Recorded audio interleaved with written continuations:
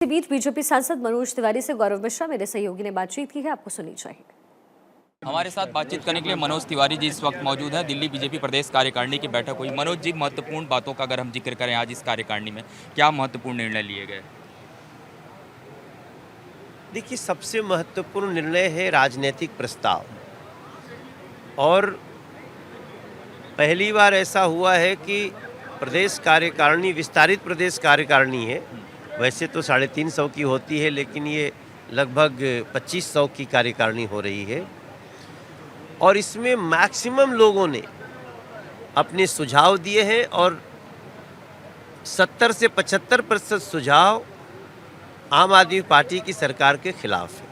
दूसरा, अगर हम देखें दशकों से दिल्ली की बात करें तो भारतीय जनता पार्टी लगातार प्रयास कर रही है दिल्ली की सत्ता में काबिज होने के लिए। एक तरफ पूरा इंडी गठबंधन लगा हुआ है, उसको लेकर के किस तरीके की प्लानिंग है? पीयूष गोयल जी ने कहा हम घर घर जा रहे हैं, बात करेंगे। किस तरीके की रणनीति के साथ आप लोग आएंगे? जी, हम घर घर भी जा रहे हैं और छोटी छोटी जो समस्याएं हैं उनको ठीक करने की कोशिश कर रहे हैं। और हमें पूरा विश्वास है कि ये जो 10 साल में आम आदमी पार्टी ने भ्रम का जाल फैलाया, अब वो जाल टूट चुका है।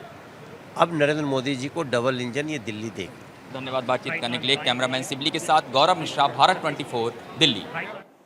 अक्षय, मनोज तिवारी कह रहे हैं कि इस बार डबल इंजन की सरकार बनेगी और दिल्ली में जो ये सूखा है वो जरूर खत्म होगा, लेकिन सबसे बड़ा सवाल ये है कि आखिर चेहरा कौन होगा? क्या इसको लेकर के भी कोई तैयारी इस समय बीजेपी की?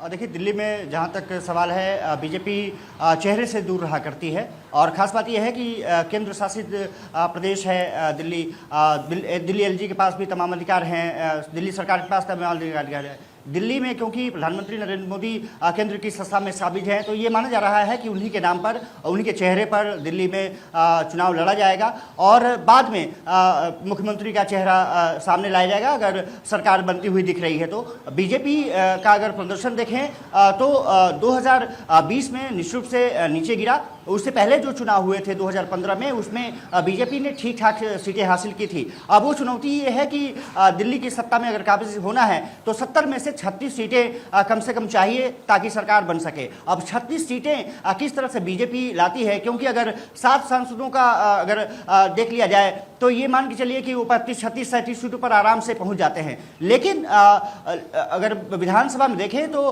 कहीं ना कहीं यहाँ का जो स्थानीय मुद्दा है वो निश्चित रूप से हावी रहा है और इसी का फायदा आम आदमी पार्टी को मिलता रहा है। कांग्रेस निश्चित रूप से अपने सबसे बुरे दौर से इस समय गुजरी है, खास करके विधानसभा और लोकसभा में भी। अब आम आदमी पार्टी के पास भी लोकसभा में कोई सीटें नहीं है दिल्ली में और कांग्रेस के पास भी नहीं है। बीजेपी 7 सीटों पर काबिज है। अब उसको विधानसभा में कैसे कन्वर्ट करती है, इसलिए पीयूष गोयल ने कहा कि हमें घर घर तक पहुंचना है और योजनाओं को लेकर के, मोदी सरकार की योजनाओं को लेकर पहुंचना है और ये दिखाना है जनता को कि दिल्ली सरकार ने जो भी काम किए हैं वो आपके फायदे के लिए काम नहीं किए हैं। जो दावा किया गया था वो आपके फायदे के लिए नहीं हुआ, बल्कि अब भ्रमित करने का काम किया गया है। अब बीजेपी को सत्ता दीजिए, क्योंकि 25 सालों से लगभग बीजेपी सत्ता से बाहर है। अगर वो सरकार में आती है तो आपके लिए तमाम योजनाओं को शुरू करेगी और उसका लाभ आपको मिलेगा, डबल इंजन की सरकार मिलेगी। और इसीलिए बीजेपी ने फैसला किया है कि वो घर घर तक जाएंगे। फरवरी 2025 में दिल्ली में चुनाव होने हैं और ये माना जा रहा है कि बीजेपी की तैयारियां शुरू हो चुकी हैं। विस्तारित कार्य समिति की जो बैठक आज आयोजित की गई है, कुछ देर में सुधांशु त्रिवेदी उसको संबोधित करने जा रहे हैं।